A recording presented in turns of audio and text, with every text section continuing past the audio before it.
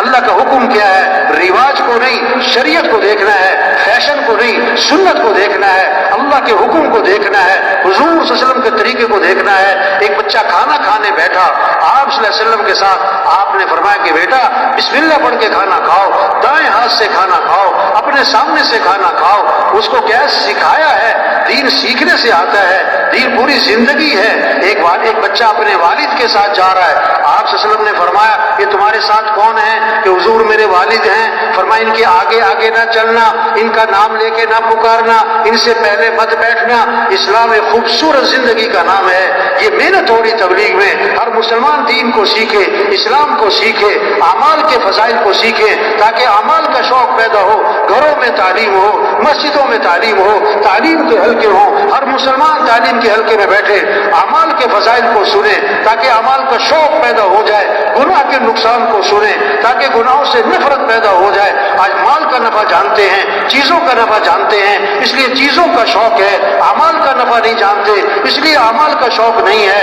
حضور صلی اللہ علیہ وسلم نے اعمال کا شوق دلایا ہے، اعمال کا نفع بتلایا ہے۔ تبلیغ میں یہ محنت ہو رہی، کیسے یہ بات دلوں میں اتر جائے کہ زندگی مال سے نہیں بنتی، زندگی اعمال سے بنتی ہے۔ کامیابی کا تعلق مال سے نہیں ہے، کامیابی کا تعلق اعمال سے ہے۔ اللہ کی جو مدد ہے مال والوں کے ساتھ نہیں ہے، اللہ کی مدد اعمال والوں کے ساتھ ہے۔ اللہ نے مال سب کو نہیں دیا، اعمال سب کو دیے ہیں۔ ہر آدمی مال والا نہیں بن سکتا، ہر آدمی اعمال والا بن سکتا ہے۔ سرمایہ وہ نہیں ہے جو موت پر چھوٹ جائے، سرمایہ وہ ہے جو موت پر ساتھ جائے۔ مال ساتھ نہیں جائے گا، اعمال ساتھ جائیں گے۔ سرمایہ مال نہیں ہے، سرمایہ اعمال ہے۔ سرمایہ دار مال والا نہیں ہے، سرمایہ دار اعمال والا ہے۔ سرمایہ دار اعمال والا ہے یہ جس کے پاس اعمال نہیں ہے۔ یہ فقیر کون ہے؟ جس کے پاس مال نہیں؟ نہیں، فقیر وہ جس کے پاس اعمال نہیں۔ یہ قبر کا فقیر ہے، یہ قیامت کا فقیر ہے، یہ آخرت کا فقیر ہے۔ صحابہ کے پاس مال نہیں، اعمال تھے۔ صحابہ میں مال کا نہیں، اعمال کا شوق تھا۔ ہر صحابی مالدار نہیں، دیندار بننا چاہتا، عمل والا بننا چاہتا۔ صحابہ کی جو دوڑ لگی ہوئی تھی مال میں آگے بڑھنے کی نہیں تھی، اعمال میں آگے بڑھنے کی تھی۔ غریب صحابہ اکٹھے ہوئے اور حضور صلی اللہ علیہ وسلم میں حاضر ہوئے اور آ کر ایک مقدمہ لائے کہ حضور کیا ہوا؟ کہ حضور یہ مالدار بھائی ہم سے آگے نکل رہے، ہم پیچھے رہ گئے۔ وہ کیسے بھائی؟ وہ نماز پڑھتے ہیں، ہم نماز پڑھتے ہیں، برابر ہے۔ وہ روزہ رکھتے ہیں، ہم روزہ رکھتے ہیں، برابر ہے۔ ان کے پاس مال ہے، یہ اللہ کے راستے میں خرچ کرتے ہیں۔ یہ کیا ہے؟ یہ غلاموں کو آزاد کرتے ہیں، خرید کے آزاد کرتے ہیں۔ ہمارے پاس مال کوئی نہیں، ہم اللہ کے راستے میں خرچ نہیں کر سکتے۔ تو خرچ کرنے کے عمل میں یہ ہم سے آگے نکل رہے، یہ پریشانی لے کر آئے۔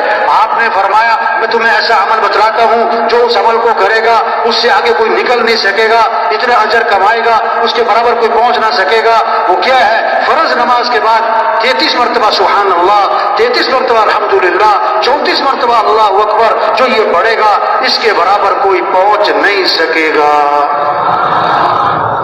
اب غریب صحابہ بڑے خوش ہو گئے، واہ واہ ایسا عمل ہاتھ آ گیا، ہمارے برابر کوئی نہیں پہنچ سکتا۔ اب مسجد میں گئے، نماز پڑھی نا تو بیٹھ گئے، اب جناب تسبیح کر رہے۔ اب اس زمانے کے جو مالدار تھے انہیں بھی شوق کس کا تھا؟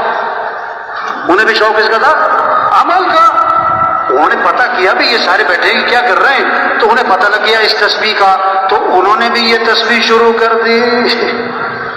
اب غریب صاحب پھر پریشان، دوبارہ آپ کی خدمت میں حاضر ہوئے، آ کے عرض کی اللہ کے رسول وہ تو مالدار بھائیوں کو پتہ لگ گیا اس تسبیح کا، انہوں نے بھی شروع کر دی، وہ تو پھر ہم سے آگے نکل گئے۔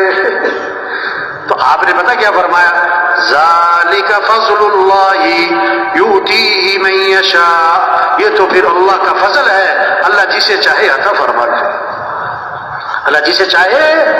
ہاں اس سے بات سمجھ میں آئی؟ اگر کسی کے پاس مال ہے اس کا کوئی کمال نہیں، یہ تو اللہ کا فضل ہے، یہ تو اللہ کا کیا ہے۔ اس قصے سے کیا سمجھ میں آیا؟ صحابہ کی دوڑ مال کی تھی کہ عمل کی تھی؟ مالدار بننا چاہتے تھے کہ دیندار بننا چاہتے تھے؟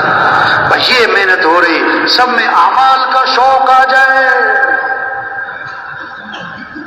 گھروں کی آبادی چیزوں سے نہیں ہے، گھروں کی آبادی مال سے نہیں ہے، زیور فرنیچر سے نہیں ہے، ٹائل پتھر سے نہیں ہے، گھروں کی آبادی اعمال سے ہے، اعمال سے ہے، اعمال سے ہے۔ ویران گھر وہ نہیں ہے جن گھروں میں مال نہیں اور چیزیں نہیں، ویران گھر وہ ہیں جس گھر میں اعمال نہیں۔ صحابہ کے گھر چیزوں سے خالی تھے اور اعمال سے، بولو بھائی، بھرے ہوئے تھے۔ آج گھر چیزوں سے بھرتے جا رہے اور اعمال سے کیا ہو رہے؟ اعمال سے کیا ہو رہے؟ گھروں میں جو رحمتیں آئیں گی، گھروں میں جو برکتیں آئیں گی، گھروں میں جو خیریں آئیں گی، وہ مال کی بنیاد پر نہیں، چیزوں کی بنیاد پر نہیں، بلکہ گھروں میں برکتیں، رحمتیں اعمال کی بنیاد پر آئیں گی۔ گھروں میں نماز کی فضا ہو، گھروں میں قرآن کی فضا ہو، گھروں میں ذکر کی فضا ہو، گھروں میں دعاؤں کی فضا ہو، گھروں میں سجدوں کی فضا ہو، گھروں میں رکوع کی فضا ہو، گھروں میں یہ اعمال ہوں، گھروں میں رحمتیں آئیں گی، گھروں میں برکتیں آئیں گی، گھروں میں خیریں آئیں گی، گھروں سے شر ختم ہوگا، فتنے ختم ہوں گے، نفس اور کیا ہے شیطانی حسرات گھروں سے ختم ہوں گے اور نحوستیں ختم ہوں گی۔ اگر گھروں میں اعمال زندہ ہو جائیں، اعمال زندہ ہو جائیں، گھر کا ہر فرد قرآن پڑھے، گھر کا ہر فرد قرآن پڑھے، 1 سپارہ 2 سپارے 3 سپارے، اماں قرآن پڑھے، بیٹا قرآن پڑھے، بھائی قرآن پڑھے، بچیاں قرآن پڑھیں، شوق ہو۔ ایک صحابی رضی اللہ عنہ نے رات کو قرآن پڑھنا شروع کیا، ان کا گھوڑا بھدکنے لگا، وہ قرآن پڑھے تو گھوڑا بھدکے، وہ قرآن پڑھے تو گھوڑا بھدکے۔ بیٹا ساتھ سو رہا، ڈر لگا کہ گھوڑے کا پاؤں بیٹے پر نہ آ جائے۔ جب سلام پھیرا کہ گھوڑا کیوں بھدک رہا ہے، دیکھا تو آسمان پر ایک نور ہے سفید بادل کی طرح اور آسمان کی طرف اٹھتا چلا گیا۔ اب یہ کیا ہے؟ پتہ نہیں کیا ہے۔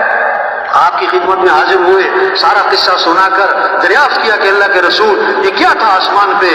آپ نے فرمایا یہ آسمان سے فرشتے اترے تھے تمہارا